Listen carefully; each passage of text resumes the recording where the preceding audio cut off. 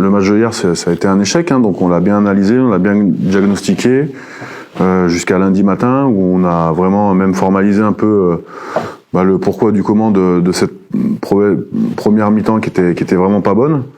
Donc voilà, elle a fait partie en tout cas de notre préparation pour Carcassonne, parce que il reste peu de matchs, donc on peut plus passer à côté de mi-temps comme ça si on veut aller au bout de notre objectif.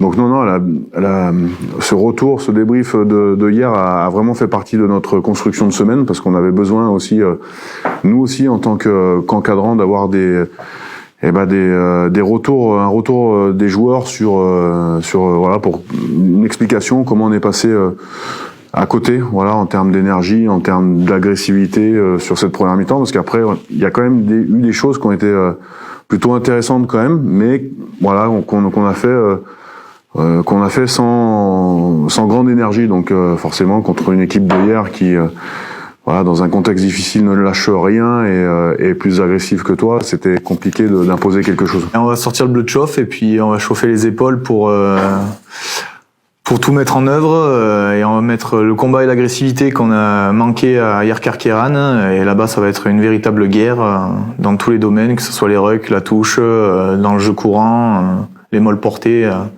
avec un esprit de revanche que de la défaite ici à Rajon. Donc forcément on a cette revanche en tête, et on veut le faire payer là-bas à Carcassonne, quoi. On s'en cache pas, on en a parlé, hein, si on gagnait à hier, on était 3 ou 4e, même voire 3e je crois, de mémoire, donc ça a été c'est bien de se le dire aussi, parce qu'on a loupé un moment fort, on l'a loupé clairement. Maintenant ça doit pas être comme on l'a dit avant, un coup d'arrêt, mais au contraire une alerte, et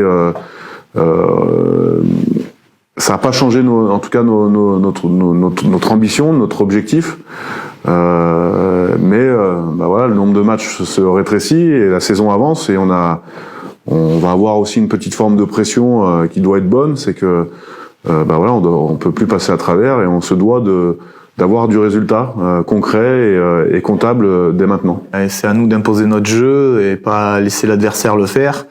C'est être une défense agressive, monter fort. Si on se déplace à Carcassonne, c'est aussi pour avoir des ambitions, pour rivaliser avec eux et clairement ramener quelque chose de chez eux. Donc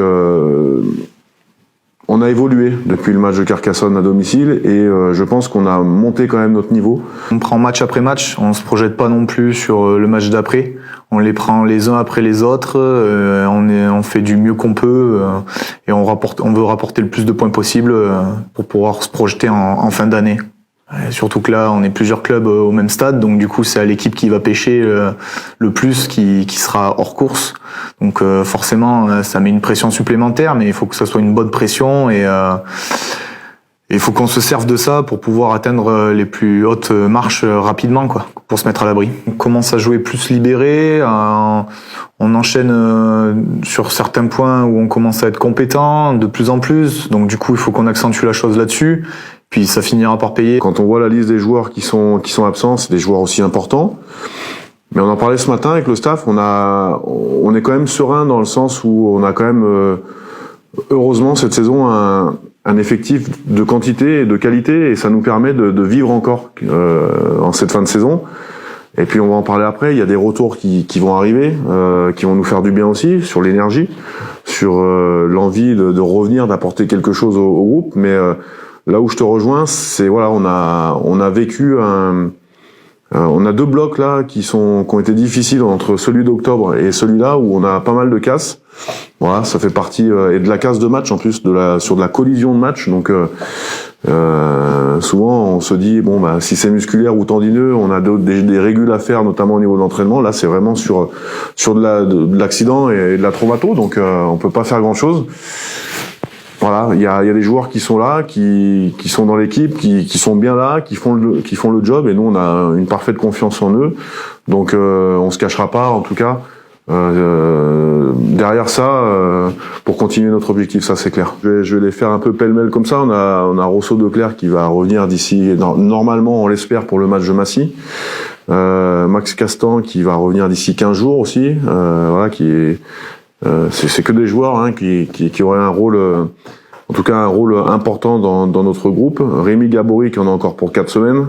On a Gabi Lovolavou qui est en train de revenir, et ça c'est une bonne nouvelle, et qui va être dispo d'ici les 15 jours. Paul Mazy, notre jeune pilier qui en a pour 1 mois encore avec son genou. Une autre bonne nouvelle, c'est celle de Kevin Chaudoir qui reprend l'entraînement plein pot lundi. Donc ça, Kevin Rivoire, pardon. Chaudoir, il est plein pot depuis 6 mois, donc il n'y a pas de problème. Et puis encore une mauvaise nouvelle, on a Théo Lepage là, qui est forfait pour le match, qui a un souci au poignet, mais on espère que ça sera pas plus d'un match. Voilà. Ajouter à ça Morgan qui a fini la saison, Nico Cachet qui a fini la saison, Jérémy Gondran finit la saison et Ben Rabatel finit la saison. La liste est longue et c'est comme ça fait partie du job. Je pense que les autres effectifs aussi sont impactés. On arrive dans un moment un peu finish de la saison où certains soldats sont restés au combat. Donc on n'est pas épargné par ça, mais en tout cas on se cachera pas derrière ça parce que nos objectifs ne changent pas. J'aimerais aussi avoir un mot par rapport à Sébastien Bouillot, parce que j'ai vu qu'il y avait eu des choses. Alors c'est pas toi qui ont été écrits dans la presse qui sont pas forcément justes. Voilà, qui sont pas justes. C'est Bouillot, il est en arrêt de travail pour raison médicale. À aucun moment il a décidé de prendre du recul. Ça a été imposé par les médecins, donc c'est pas lui qui a décidé de prendre du recul, c'est pas le club qui a décidé de le mettre comme ça a pu être imaginé ou écrit en retrait. C'est bien un problème médical assez important et pour ça il est en arrêt de travail.